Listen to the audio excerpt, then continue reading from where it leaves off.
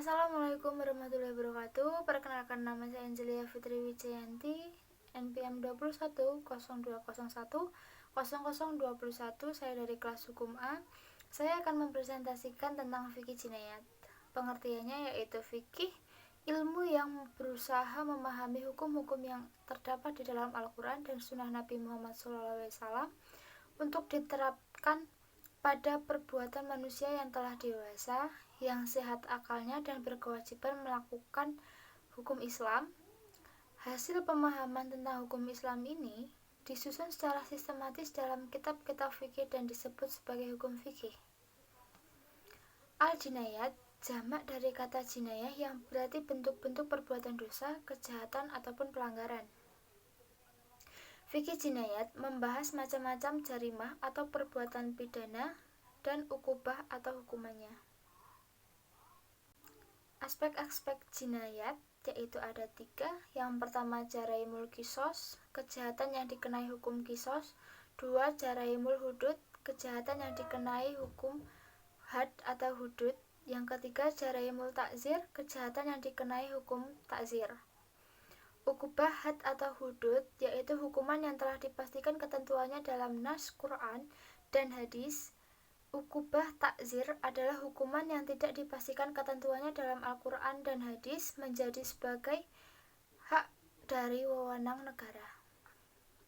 Pembahasan yang pertama yaitu jaraimul kisos, yaitu kejahatan yang diancam dengan hukuman kisos. Macam-macamnya itu ada 3. Yang pertama, pembunuhan secara disengaja. Yang kedua, pembunuhan tidak disengaja atau karena kekeliruan. Yang ketiga, pembunuhan secara sengaja. Yang pertama, pembunuhan secara sengaja. Pembunuhan yang diniatkan atau direncanakan dengan menggunakan alat atau cara yang menyebabkan orang lain terbunuh. Perbuatan ini termasuk dosa besar, seperti yang ada di dalam Quran Surah Al-Isra ayat 33 dan hadis riwayat Tirmizi. Hukumannya dikisos atau dibunuh atau dengan membayar diat ganti rugi jika keluarga ahli waris memaafkan, dan membayar diat sebesar 100 ekor unta tunai ataupun tergantung keinginan dari ahli waris. Yang kedua, pembunuhan secara tidak disengaja, yaitu tidak dimaksudkan membunuh atau karena salah sasaran atau ketidaktahuan pelaku tidak disengaja menghilangkan nyawa orang lain, yang seperti ada dalam Quran Surah An-Nisa ayat 92. Hukumannya wajib membayar diat dengan memerdekakan hamba sahaya dan membayar diat 100 ekor unta. Yang ketiga, pembunuhan secara sengaja.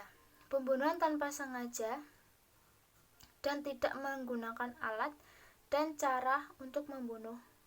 Misalnya memukul dengan lidi ternyata mati, hukumannya membayar diat. Hikmah kisos, hukum kisos untuk melindungi nyawa manusia. Dalam Quran Surah Al-Baqarah ayat 179, kisos menjamin keberlangsungan hidup. Pembahasan yang kedua yaitu jaraimul hudud, yaitu kejahatan yang dikenai hukum had atau hudud, dan ada macam-macamnya. Yang pertama, pencurian. Kedua, perampokan. Ketiga, pemberontakan. Keempat, zina. Kelima, homoseks. Keenam, menuduh zina. Ketujuh, pemabukan. Dan yang terakhir, ke-8 yaitu ridah. Yang pertama yaitu pencurian adalah mengambil harta milik orang lain tidak sepengetahuan pemiliknya dari tempat semestinya dengan maksud memilikinya. Hukumannya yaitu potong tangan seperti dalam Quran Surah Al-Maidah ayat 38. Yang kedua, perampokan, merampas harta orang lain dengan kekerasan, yaitu hukumnya dengan dibunuh seperti yang ada di Quran Surah Al-Maidah ayat 33 sampai 34. Yang ketiga, pemberontakan, hukumannya diperangi seperti yang ada di dalam Quran Surah Al-Hujurat ayat 9. Yang keempat, zina. Pelaku zina yang pernah menikah hukumannya dirajam, dan pelaku zina yang belum pernah menikah yaitu hukumannya didera 100 kali pukulan di depan orang banyak dan diasingkan selama 1 tahun seperti yang ada di Quran Surah An-Nur ayat 2. Yang kelima yaitu homoseks, hukumannya sama dengan pezinaan. Yang keenam, menuduh zina, hukumannya didera 80 kali dera seperti yang ada di Quran Surah An-Nur ayat 4. Yang ketujuh yaitu hamar, hukumannya 40-80 kali cambuk. Hukuman takzir seperti yang ada di Quran surah Al-Maidah ayat 90-91, hadis riwayat Bukhari sampai Muslim dari Anas. Dan yang ke-8 terakhir adalah keluar dari agama Islam, jarimahnya tidak ada kecuali pada masa perang akan dibunuh. Pembahasan yang ketiga yaitu jaraimul takzir adalah jarimah yang diancam dengan pidana takzir, mencakup segala macam jarimah yang tidak termasuk kisos, diat, dan hudud.